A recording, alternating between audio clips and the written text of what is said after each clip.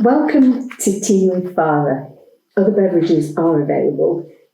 To be honest, it's probably something a lot of people do already. And sometimes for me, especially in the morning, it's a way of getting into the engine room. A space and time to set things in motion with God and prepare for whatever the day throws up. And there's something about the ordinariness that reminds me that God is interested in every single part of my life. The good, the mundane, the bad and the ugly.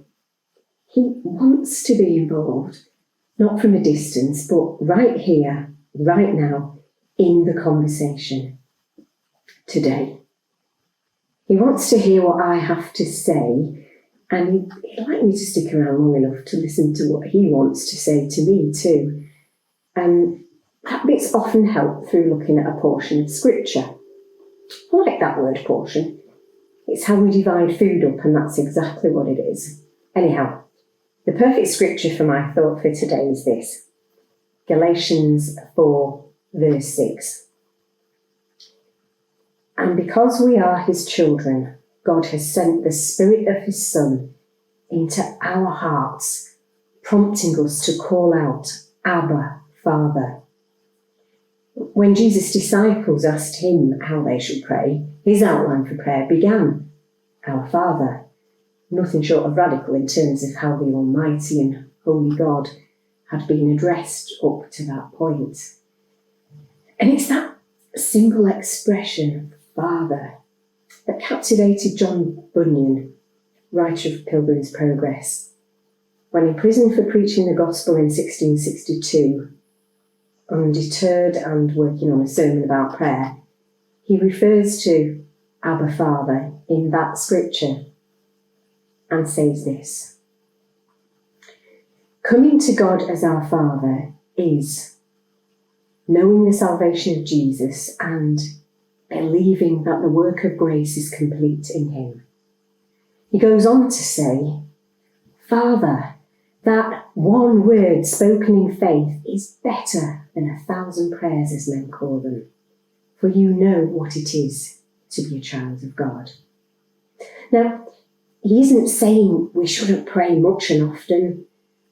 What he is saying is, if you begin your communion and start your conversation with God, knowing and believing that God is your Father and wants to be your Father, your faith in his love for you really alters your position before him and the dynamic of your relationship.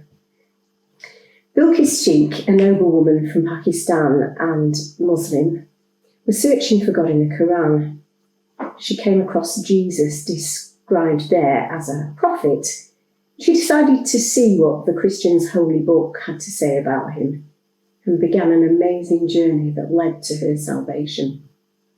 Partway through that journey, she had an encounter with the presence of God, and still confused, but wanting to know the truth.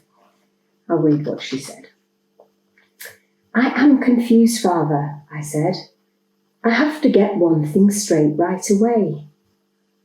I reached over to the bedside table where I kept the Bible and the Quran side by side. I picked up both books and lifted them, one in each hand. Which, Father? I said. Which one is your book? Then a remarkable thing happened.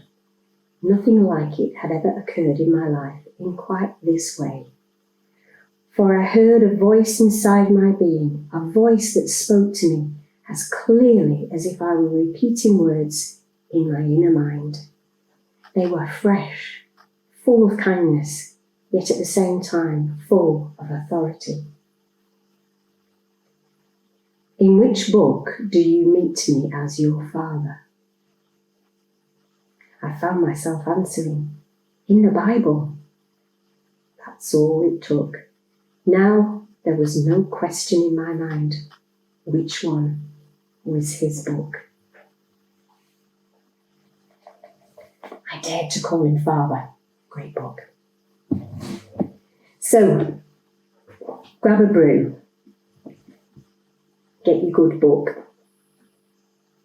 Give yourself time to get to know him more intimately as your Father.